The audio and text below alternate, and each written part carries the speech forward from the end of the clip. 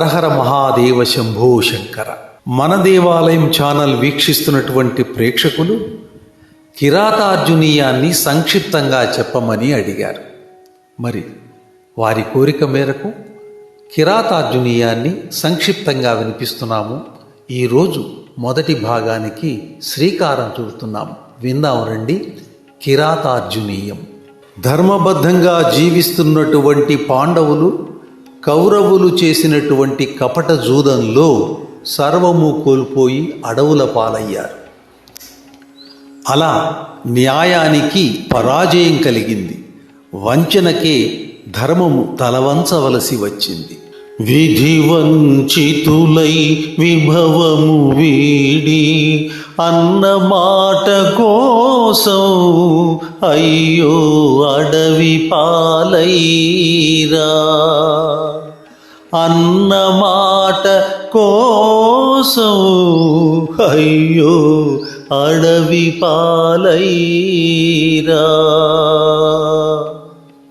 అలా కపట జూదంలో సర్వము కోల్పోయిన ధర్మరాజాదులు ద్వైతవనంలో అరణ్యవాస దీక్షలో ఉన్నారు.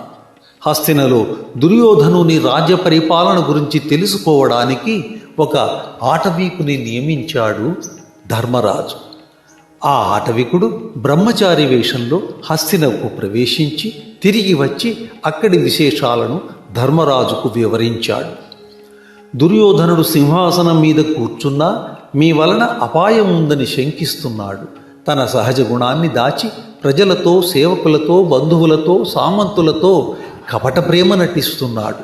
దానాలు సత్కారాలతో వాళ్ళ అభిమానం పొందాలని అన్ని ప్రయత్నాలు చేస్తున్నాడు. యువరాజుగా దుశ్శాసనుడు ఉన్నాడు. ఈ విషయాలన్నింటినీ ధర్మరాజు భీముని సమక్షంలో ద్రౌపదికి చెప్పాడు. విన్నటువంటి ద్రౌపది ఇలా అంది: ఆర్య, మీరు భారత వంశంలో పుట్టారు. నీవు ఈ అఖండ భూమిని స్వహస్తాలతో జూదంలో పోగొట్టావు. ఒకప్పుడు బాగా బ్రతికిన మీరు నారబట్టలు కట్టి కటిక నేలపై పడుకుంటున్నారు. ఏది ఏ దైవం వలన ఏర్పడలేదు. ఆ దుర్యోధనుని కపటం వల్ల ఏర్పడింది.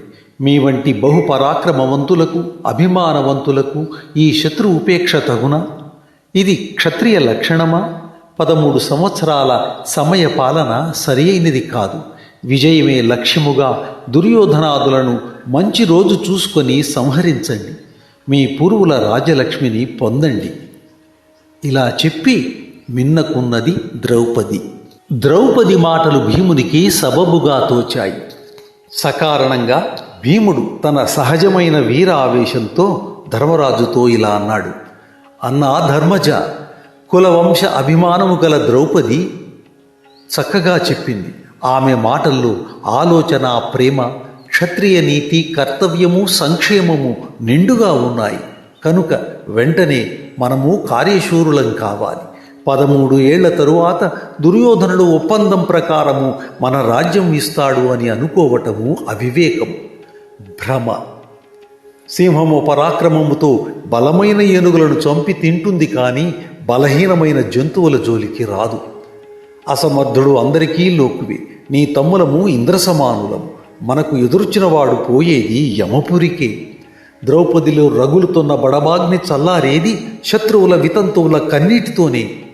ధర్మరాజు అన్నీ శాంతంగా విని తమ్ముని బుజ్జగిస్తూ, నీ మాటలు మలినం లేని అద్దంలా స్వచ్ఛంగా నీ పౌరుషానికి తగ్గట్లుగా ఉన్నాయి.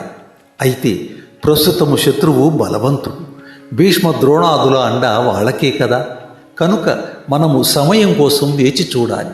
అంటే శత్రువు బలహీనుడయ్యేదాకా వేచి ఉండడం మినహా మనకు మరో మార్గం లేదు. సరిగ్గా ఆ సమయంలోనే దైవకల్పితంగా వేదవ్యాసుల వారు అక్కడకు వచ్చారు. ఆయన దర్శనం పాండవులకు శుభగడియలు ప్రాప్తమైనట్లు భావించారు. వాళ్ళ ఆవేదనకు పరిష్కారం దొరికింది అని అనుకున్నారు. వారి రాక ఎలా తోచిందంటే పాండవులకు కారాగారంలో జన్మించినటువంటి బాలగోపాలుని, బాలకృష్ణుని నెత్తిన పెట్టుకొని నడిరేయి అర్ధరాత్రి యమునా నది దాటి నందుని ఇంటికి చేరి తలుపు తట్టినప్పుడు నందుడు అన్నాడు వసుదేవుని చూచి ఆనందపడిపోయి, ఊరకరారు మహాత్ములు, ఊరకరారు మహాత్ములు, వారు మన కడకు వచ్చుటల్. ఎలన్ కారణము మంగళములకు, మీరాక శుభంబు మాకు, మీరాక శుభంబు మాకు, నిజము మహాత్మా, నిజము మహాత్మా.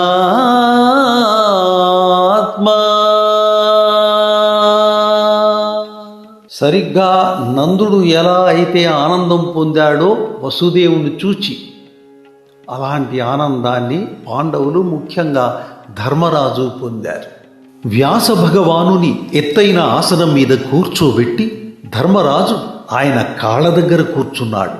నల్లనివాడైన వ్యాసుని యొక్క పచ్చని జడలు మెరుపులు ఆవరించిన మేఘంలాగా ఉన్నాడు. ఆయన చూపులు ఎంతో శాంతంగా పాండవుల యోగక్షేమాలు కళ్ళతోనే విచారిస్తున్నవిగా ఉన్నాయి. ఆయన దర్శనం సర్వ పాప ప్రక్షాళనం.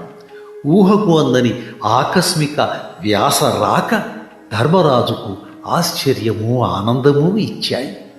ఇదే వ్యాసుడు పూర్వము లక్క ఇంటి నుంచి బయటపడినప్పుడు పాండవులకు దిశానిర్దేశం చేశాడు.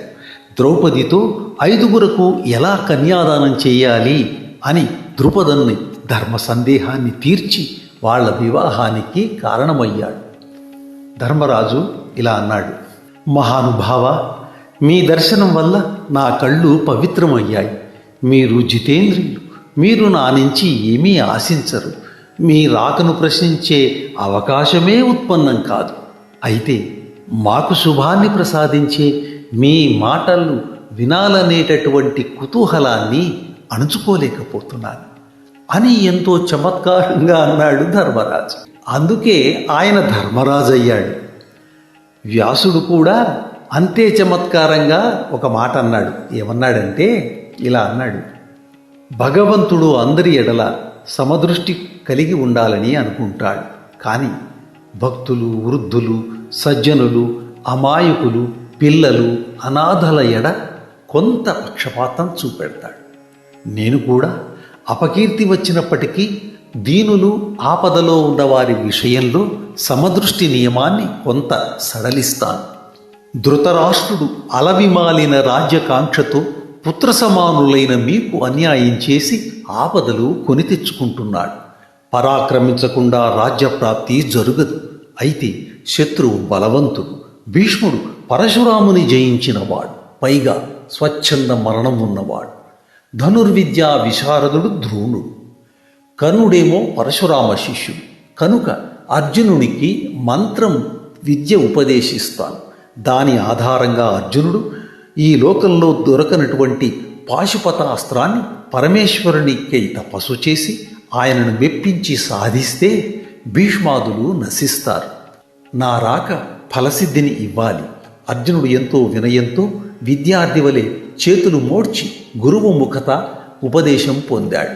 ఉజ్వలమైన విద్య వ్యాస ముఖం నుండి అర్జున ముఖంలో ప్రవేశించింది. వ్యాసుడు ఇలా అన్నాడు: నేను ఉపదేశించిన మంత్రాన్ని యోగ విద్య ద్వారా ఫలించే వరకు కొనసాగించు. ఆయుధాలు ధరించిన అపరిచితులు ఎవ్వరూ నీ దగ్గరకు రాకూడదు. ఈ మంత్రము వినకూడదు. ఈ యక్షుడు నీ తపస్సుకు తగిన నిర్జన ప్రాంతానికి చేరుస్తాడు అని ఆదేశించి అదృశ్యమయ్యాడు వ్యాస మహాముని. తరువాత ఏమైందో వచ్చే ఎపిసోడులో విందాం. అంతవరకు సెలవు.